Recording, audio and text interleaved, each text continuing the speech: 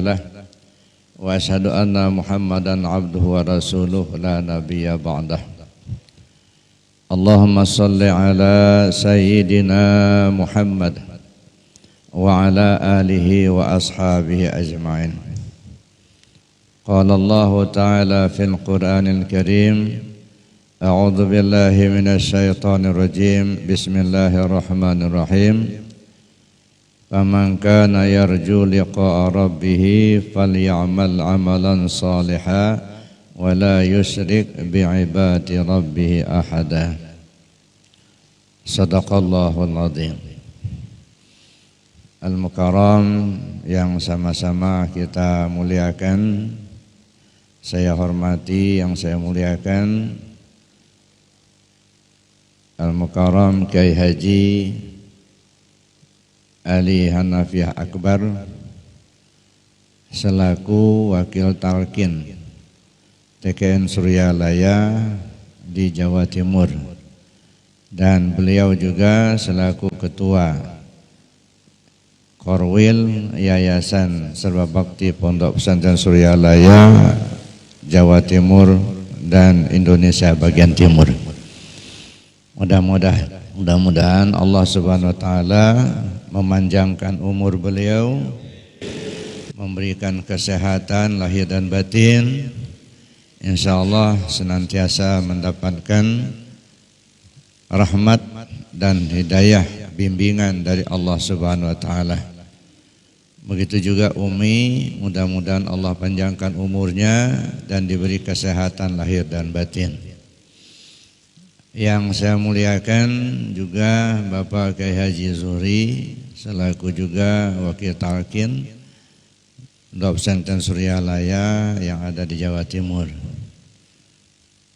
Begitu juga bapak-bapak para pinasepuh yang tidak sempat saya sebutkan satu persatu namanya, insyaallah tidak mengurangi rasa hormat saya. Bapak Ibu, para ikhwan dan akhwat rahimakumullah.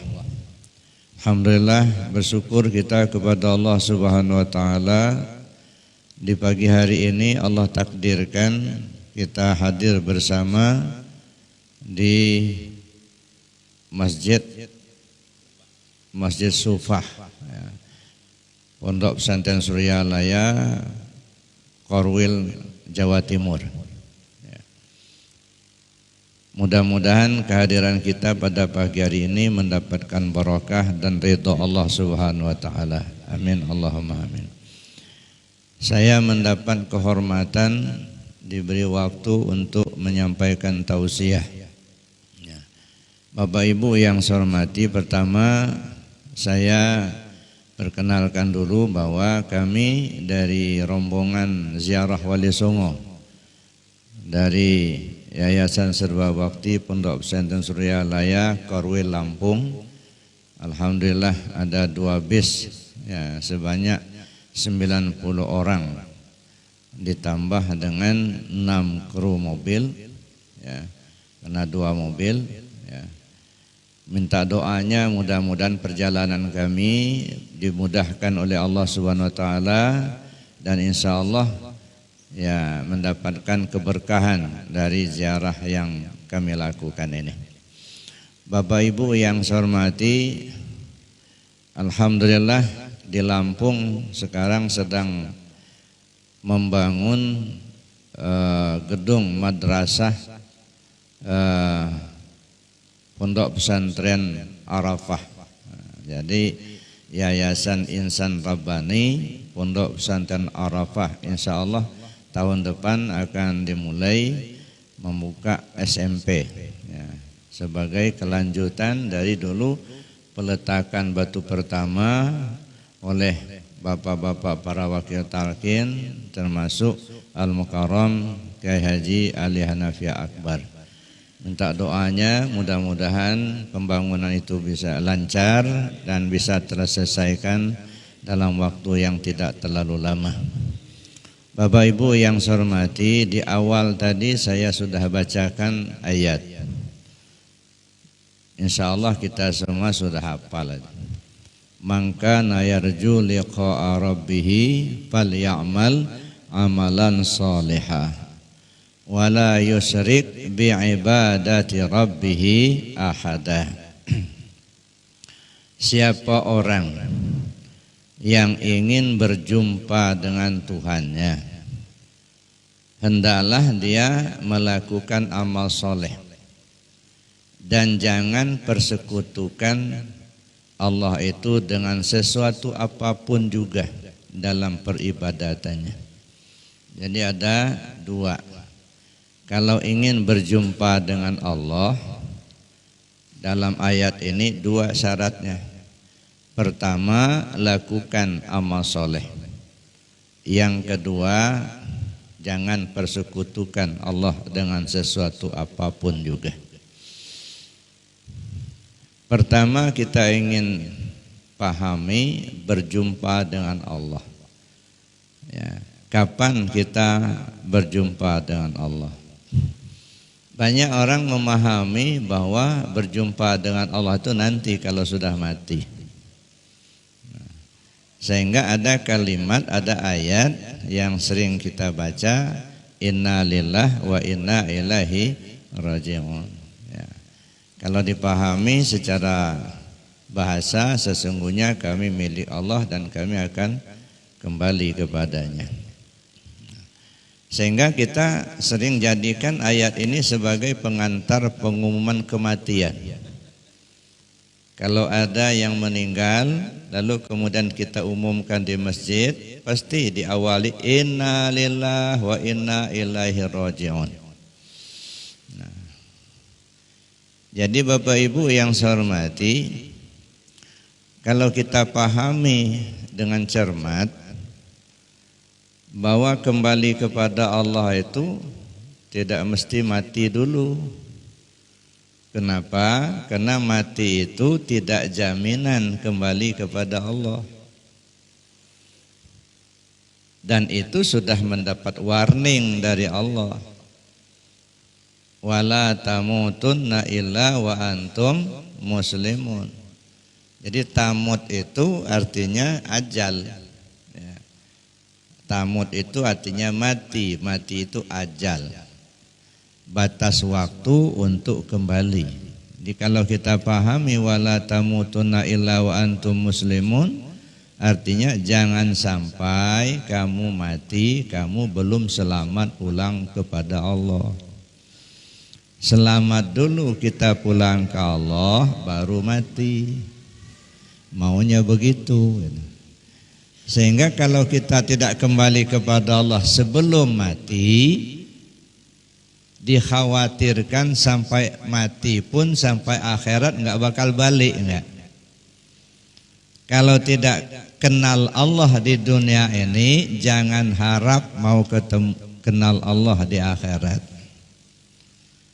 Kalau tidak berjumpa Allah di dunia ini, jangan harap mau berjumpa Allah di akhirat.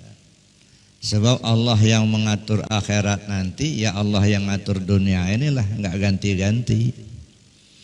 Oleh karena itu Allah ingatkan, wala tamutunna illa wa antum muslimun. Jangan sampai ajalmu tiba kamu belum selamat pulang ke Allah. Itu yang pertama. Yang kedua, yang mesti pulang ke Allah itu apa? Ya, nah. Bapak Ibu yang saya hormati, kalau kita lihat dari kajian, ya, kajian tasawuf, diri kita ini terdiri dari 4 dimensi. Ada dimensi tubuh, ada dimensi hati, ada dimensi nyawa, ada dimensi rahasia diri. 4 dimensi. Jadi yang harus kembali ke Allah itu ya 4 dimensi ini. Tubuh kembali ke Allah, hati kembali ke Allah, nyawa kembali ke Allah, rahasia diri kembali kepada Allah. Nah, kalau 4 ini sudah kembali kepada Allah, sempurnalah kembalinya. Kalau sudah sempurna kembalinya, insya Allah kita selamat, Pak. Nah, jadi kita harus usahakan itu 4 ini mesti kembali dulu ke Allah. Tubuh kembali ke Allah. Apa maksud tubuh kembali ke Allah? Aktivitas kehidupan dalam keseharian sudah mengacu kepada aturan Allah dan Rasul. Yang perintah laksanakan, yang larangan tinggalkan. Yang halal ambil, yang haram buang. Kalau itu sudah kita lakukan, satu dimensi sudah berhasil. Tapi kalau sholat saja belum, judinya masih doyan, nah ini kan belum balik, tubuh belum balik. Itu yang pertama. Jadi bagaimana kita upayakan tubuh kita balik dulu. Yang kedua, hati kembali ke Allah. Terpaut hati hanya kepada tak sanggup lagi hati ini dengan apa dan siapa, kecuali hanya Allah. Nah, bagaimana caranya supaya hati ini tidak tersangkut lagi? Nggak tersangkut sama harta, tak tersangkut dengan jabatan, tak tersangkut dengan makhluk, katanya. Sehingga betul-betul hati ini tersangkut ke Allah. Ya. Kalau hati sudah tersangkut hanya kepada Allah, itu hati yang sudah kembali ke Allah. Dua dimensi sudah berhasil. Kalau sudah berhasil kembalinya hati kita kepada Allah, tinggal dimensi ketiga. Nyawa kembali ke Allah. Rahasia diri kembali ke Allah. Nah, kalau keempat dimensi ini telah kembali kepada Allah, saya katakan tadi insya Allah selamat perjalanan kita kembali kepada Allah. Nah, bagaimana caranya? Ini masalahnya. Jadi setelah kita memahami kembalinya kita kepada Allah itu sebelum mati, yang harus kembali ke Allah itu 4 dimensi diri. Bagaimana caranya kita kembali ke Allah? Allah jelaskan, "Falyamal amalan salihah wa la yusyrik bi ibadati rabbih ahada." Ada 2 cara. Yang pertama, hendaklah lakukan amal soleh. Nah, bagaimana cara melakukan amal soleh? Apa itu amal soleh? Kalau kita terjemahkan dalam bahasa, amal soleh perbuatan baik. Nah, perbuatan baik ini kepada siapa kita berbuat baik? Saya ingat dulu ada yang tanya kepada pengarsa Abah, "Abah, takwa itu apa, Abah?" Apa kata pengarsa Abah? Senang berbuat baik. Jadi yang namanya takwa senang berbuat baik. Senang berbuat baik untuk diri sendiri, senang berbuat baik untuk orang lain. Senang berbuat baik kepada Allah dan Rasul. Jadi pokoknya senang berbuat baik. Ini mungkin isyarat ya. Kalau kita lihat dalam perjalanan haji saja misalnya, itu kan ada yang namanya sa'i ya. Sa'i itu jalan cepat atau berlari-lari dari Safa ke Marwah. Ya. Kalau pemahaman sa'i secara syariat kan sebentar saja selesai. Ya. Jalan kita dari Safa ke Marwah, Marwah ke Safa 7 kali itu sudah selesai sa'inya. Kira-kira 1 jam selesai. Kalau memang agak lambat mungkin 2 jam lah ya. Tapi maksudnya apa? Berlari-lari dari Safa ke Marwah, berlari-lari dari Marwah ke Safa. Wasari'u ila maghfiratin mir rabbikum wa jannatin 'arduhas samawati wal ard u'iddat lil muttaqin. Wasari'u ila maghfiratin min rabbikum. Bersegeralah kamu memohon ampun kepada Tuhanmu. Dan bersegeralah kamu meminta surganya. Yang surganya Allah itu seluas langit dan bumi, dan itu disediakan untuk orang-orang yang takwa. Apa maksudnya? Bersegeralah kamu memohon ampun. Berlari-lari kita untuk menghindar dari kejahatan. dan bersegeralah kamu meminta surganya. Berlari-lari kita untuk berbuat kebaikan, sekecil apapun kebaikan itu. Nah, jadi selama hidup kita ini kita berusaha untuk berbuat baik sebanyak-banyaknya. Sehingga Nabi SAW mengatakan, khairun nas anfa'uhum linnas. Sebaik-baik manusia adalah orang yang banyak memberi manfaat buat orang lain. Bapak Ibu yang saya hormati, saya merenung. Anda sudah kita jalankan perjalanan ziarah Wali Songo. Mulai dari Sunan Gunung Jati, ya, sampai kemarin kita ke Demak, ke Kudus, itu yang beberapa tempat yang sudah kita lewati. Saya merenung, ya, inilah salah satu bentuk apa yang disebutkan oleh Rasulullah SAW, khairun nas anfa'uhum linnas. Sebaik-baik manusia adalah orang yang banyak memberi manfaat buat orang lain. Setiap tempat para aulia itu selalu memberikan manfaat. Masya Allah, ke Sunan Muria kita di atas, berapa banyak tukang ojek yang tertolong, berapa banyak pedagang-pedagang yang tertolong, berapa banyak juga hamba Allah yang lain bisa tertolong. Maaf, mungkin dia hanya sekedar minta-minta, ya dah, tapi terbantu. Betapa banyak orang datang, baik di Sunan Gunung Jati, Sunan Muria, Sunan Kudus, di Demak, Masya Allah Pak, berjubel. Saya merenung, yang sudah berpulang ke rahmatullah mampu menghimpun orang banyak.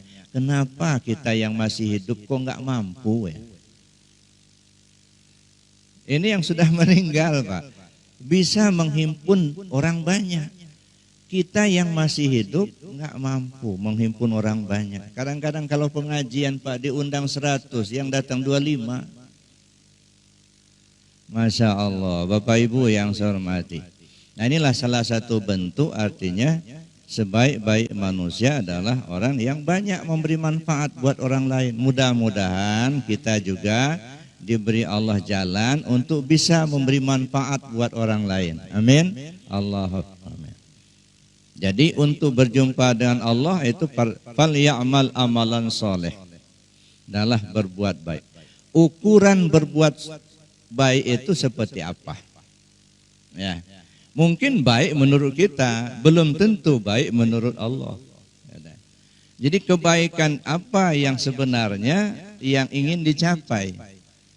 Kita kembali kepada ayat. Ya, apa kata Allah?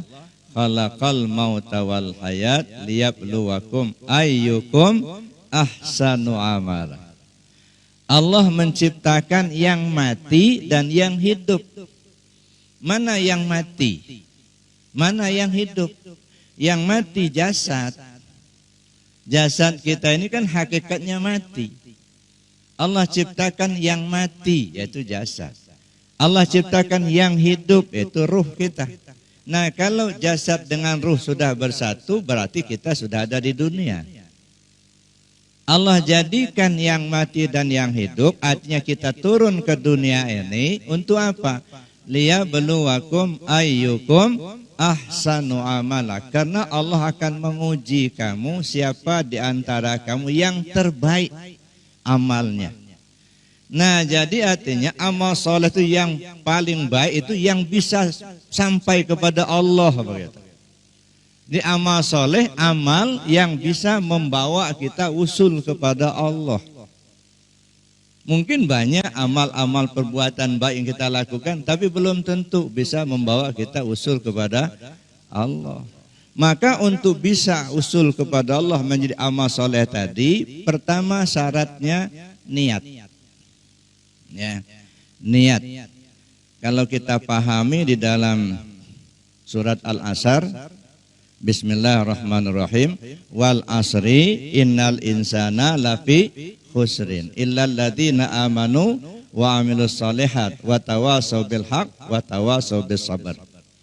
Demi masa sesungguhnya manusia akan merugi kecuali pertama amanu, yang kedua amilus solihat, yang ketiga tawasau bil haq, yang keempat tawasau bis sabar. Saya pikir inilah untuk mencapai tujuan tadi 4 ini. Amilus solihat tentukan dengan niat. Ya, niat itu apa? Tujuan. Apa sih tujuan? Kalau kita sudah tahu tujuan dari satu kegiatan, satu keberhasilan. 1/4 keberhasilan, Pak. Kita dagang. Apa sih tujuan kita dagang? Tahu kita tujuan dagang? 1/4 keberhasilan. Kita bertani. Apa sih tujuan kita bertani? Kalau tahu tujuan, 1/4 keberhasilan. Kita belajar tarekat. Apa tujuan kita belajar tarekat? Harus tahu tujuan. Kalau nggak tahu tujuan, cuman hanya ngumpul-ngumpul aja, nggak nyampai, Pak. Nggak tercapai nanti tujuan.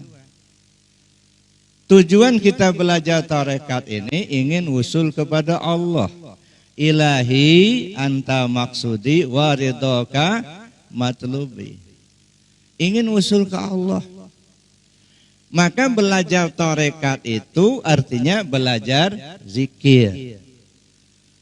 Belajar zikir itu artinya belajar membersihkan hati. Likulli syai'in siqalah wa siqalatul qalbi zikrullah. Segala sesuatunya ada alat pembersih. Alat pembersih hati itu zikir kepada Allah. Maka kita belajar tarekat karena kita ingin tahu cara berzikir.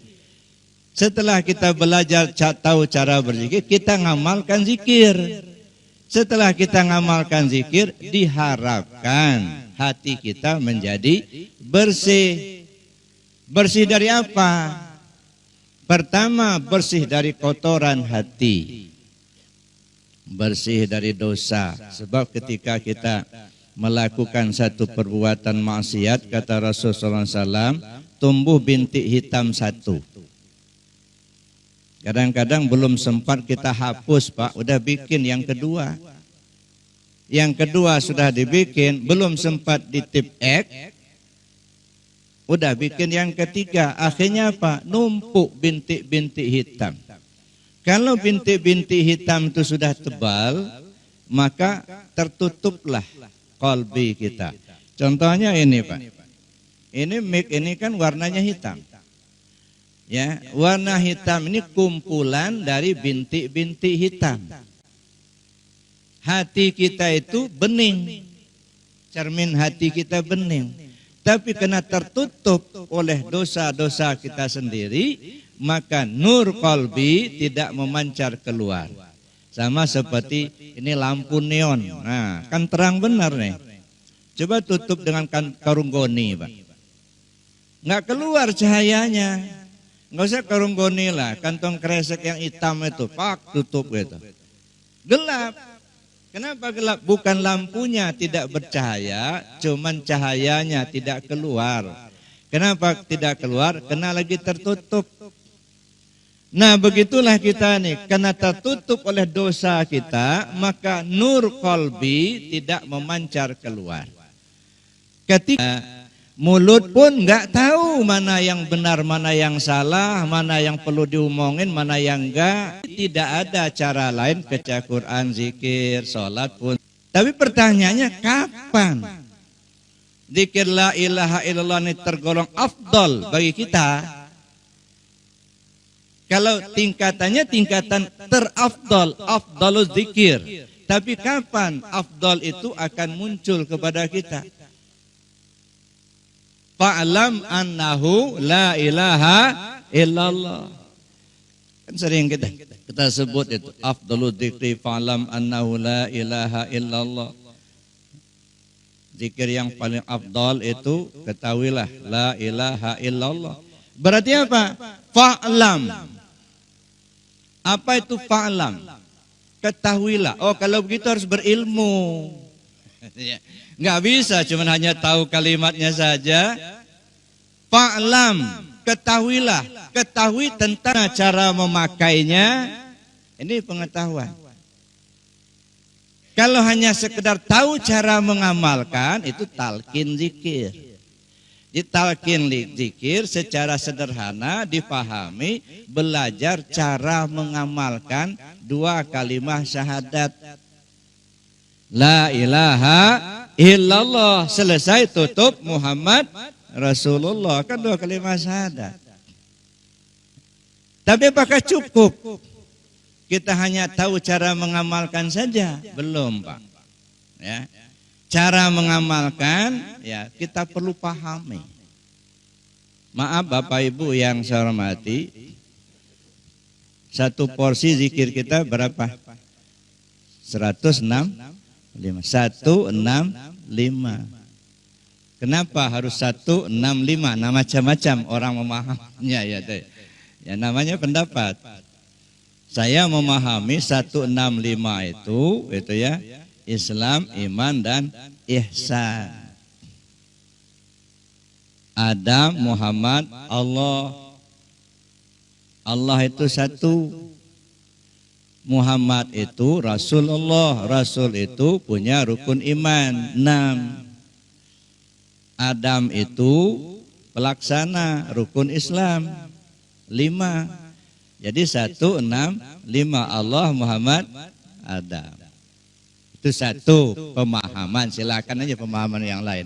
Tapi itu diantaranya. Di mana posisi Adam, di mana posisi Muhammad, di mana posisi Allah. Nah, kalau kita hanya sekedar tahu, berilmulah tentang la ilaha illallah.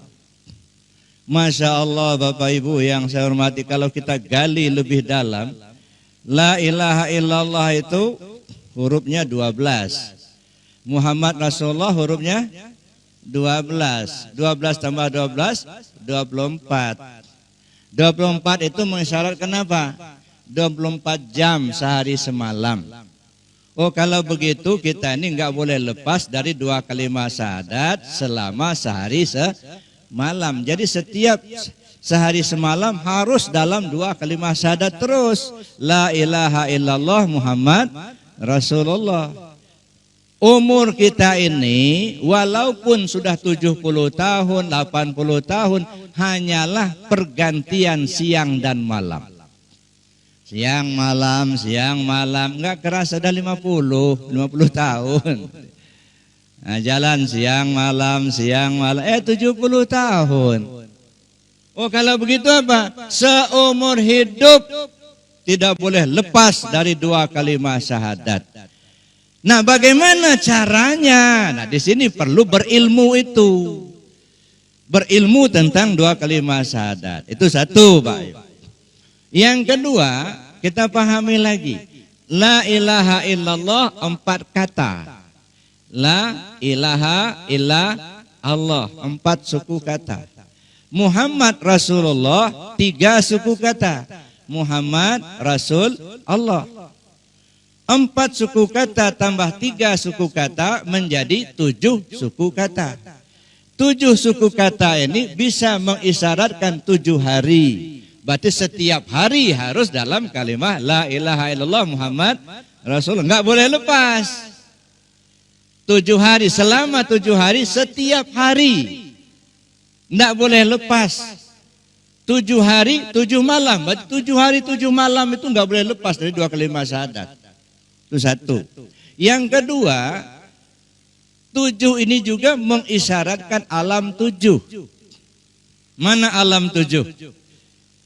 Alam ahdah, alam wahdah, alam wahdiyah, alam ruh, alam misal, alam ajsam, dan alam insan. 7 alam. 7 alam ini apa? Tajallizat kepada sifat. Allah menciptakan dalam 6 masa. Fi sittati ayyam. Pada 2, wahdiyah sampai kepada alam ruh 3, alam ruh kepada alam misal, 4. Alam misal kepada alam ajsam 5. Alam ajsam sampai ke alam insan 6. Berarti 6 periode, Pak. Mana 6 periode itu? Mana 7 alam itu? Itu ada di diri kita.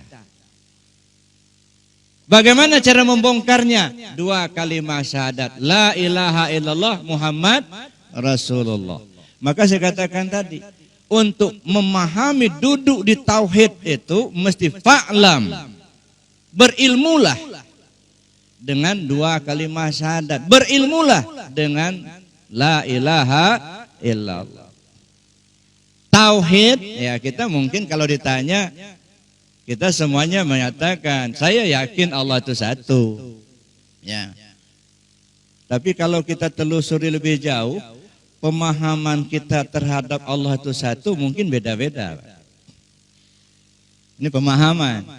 Kalau omongan mungkin sama.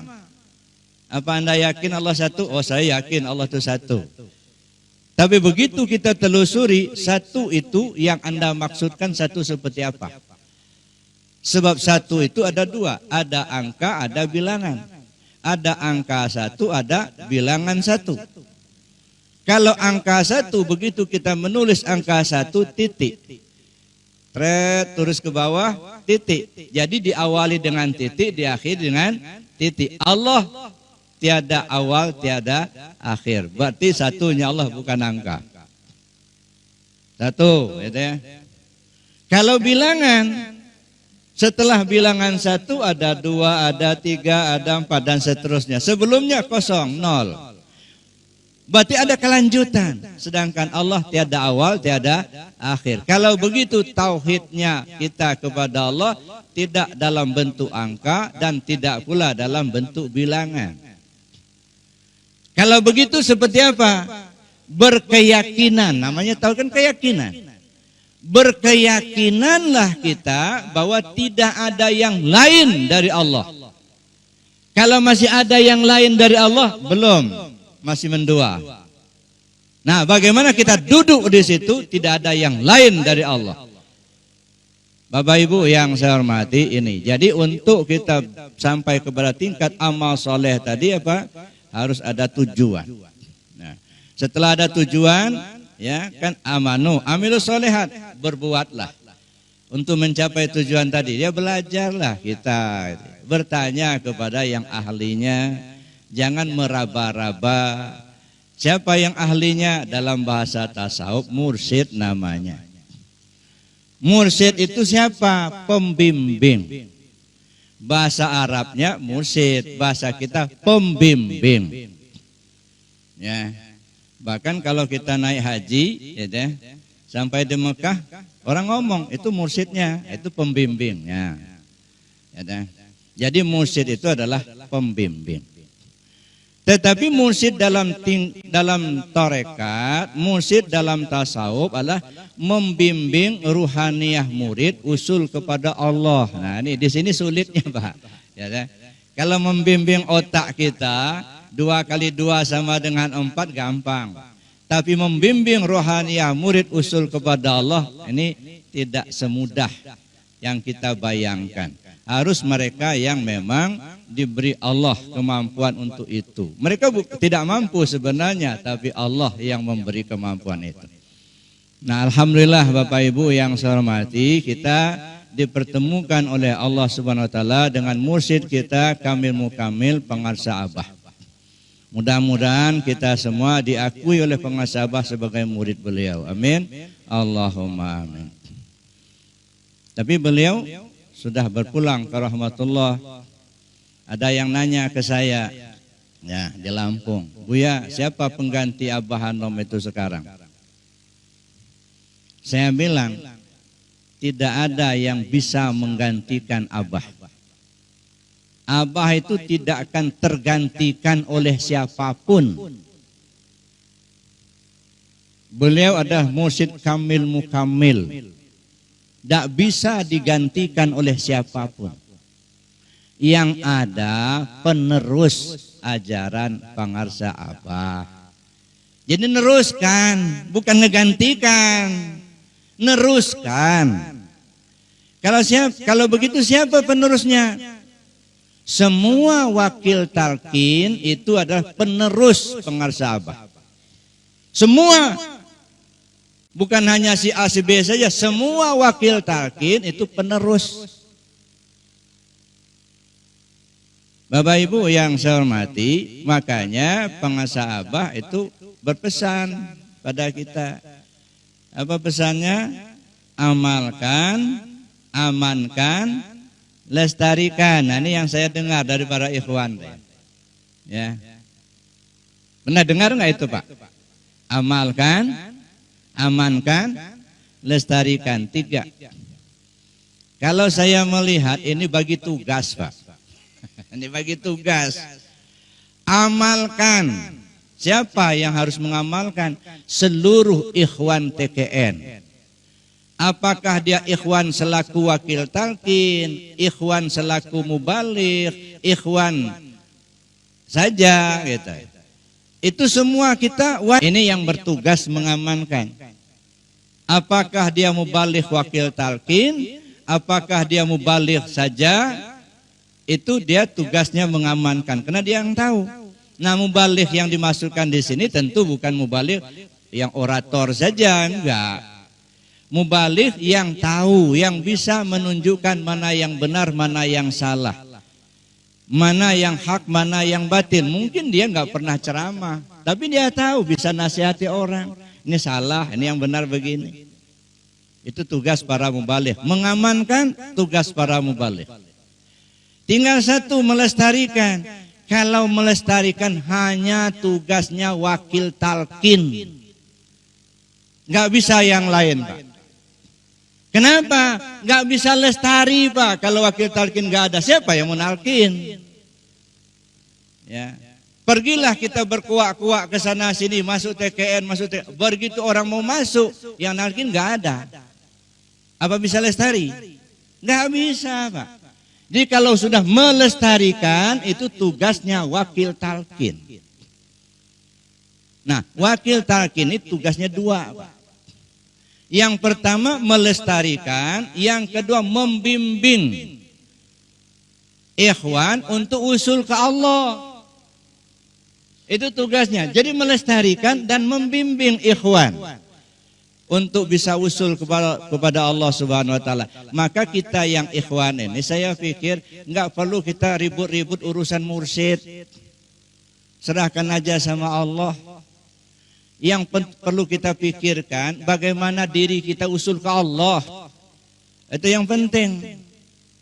Nah, siapa yang membimbing kita? Mungkin saja wakil talqin si A, si B, si C. Ya dah.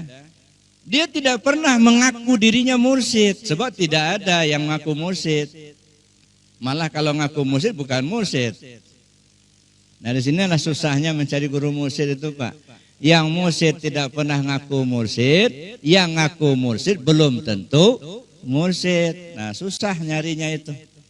Udahlah, kita nggak usah ribut-ribut urusan mursyid. Yang kita ributkan sekarang ini gimana diri kita ini usul ke Allah.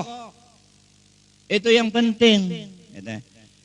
Lalu kalau kita kan sudah jelas belajar ke pengarsa Abah lah mursyid kita. Tapi bagi mereka-mereka yang belum ketemu pengarsa Abah, ketemunya sama Abah Ali misalnya, seperti itu. Mungkin anak-anak kita, mungkin cucu-cucu kita, mungkin ikhwan kita yang baru akan masuk, yang dia tahu hanya Abah Ali.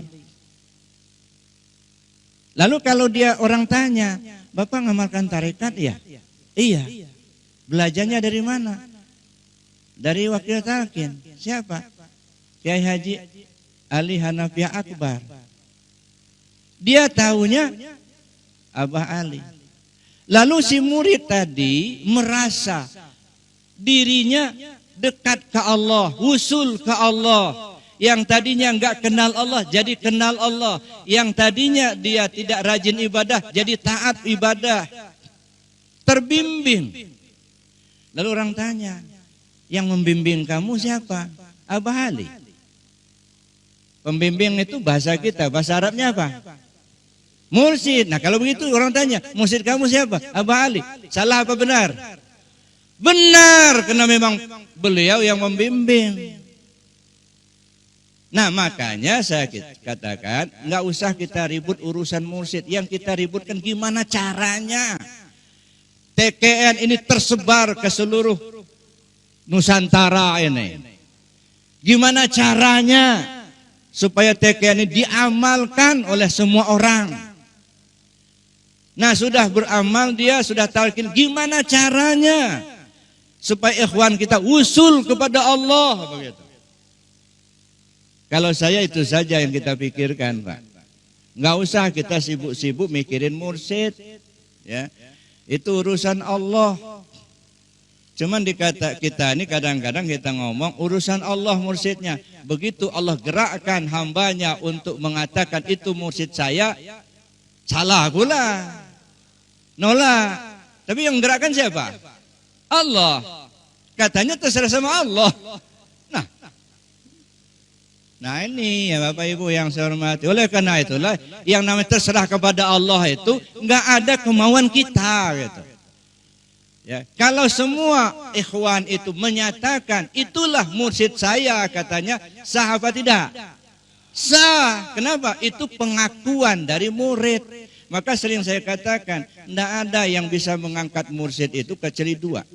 Pertama penetapan dari mursyid sebelumnya, yang kedua pengakuan murid. Nah ada pemilihan mursyid apalagi pelantikan mursyid. Mau dipilih kayak milih kepala desa, ya enggak lah. Ya mursyid itu hanya dua jalurnya, ditetapkan oleh mursyid sebelumnya atau diakui oleh murid. Nah kalau ditetapkan oleh mursyid sebelumnya seperti Syekh Abdul Karim ditetapkan oleh Syekh Khatib, ya beliau sudah pulang ke Indonesia dipanggil untuk menggantikan beliau di Mekah, itu diangkat. Ya, tapi yang lainnya enggak ada pengangkatan. Mereka wakil talqin, lalu kemudian mereka membina jamaah. Jamaahnya terbina, yang tadi enggak kenal Allah jadi kenal Allah, yang tadinya enggak taat menjadi taat, usul dia ke Allah. Murid-murid menyatakan itulah mursyid saya katanya. Hanya itu jalan untuk mursyid. Maka saya bilang udahlah, enggak usah ribut-ribut urusan mursyid, serahkan dia sama Allah. Cuman kalau Allah sudah menetapkan jangan ditolak gitu. Ini masalahnya deh. Jadi oleh karena itu Bapak Ibu yang saya hormati, mudah-mudahan kita semua mendapatkan petunjuk dari Allah Subhanahu wa taala sehingga kita bisa usul kepada Allah Subhanahu wa taala, selamat dunia, selamat akhirat. Insyaallah TKN Suryalaya lebih berkembang lagi untuk masa-masa yang akan datang, bisa diamalkan oleh semua hamba-hamba Allah. Sehingga hamba-hamba Allah banyak yang terselamatkan. Oleh karena itu mari kita amalkan dengan istiqamah. Ya, amaliyah TKN ini mudah-mudahan kita semua diberi Allah kemampuan untuk mengamalkan. Insya Allah kita diakui oleh pengarsa Abah sebagai murid beliau. Amin. Allahumma amin. Ala hadiniyah bibarakati al-Fatihah. A'udzubillahi minasyaitonir rajim. Bismillahirrahmanirrahim. Alhamdulillah rabbil alamin arrahmanir rahim maliki yaumiddin. Iyyaka na'budu wa iyyaka nasta'in. Shiratal mustaqim shiratal ladzina an'amta 'alaihim ghairil maghdubi 'alaihim waladdallin.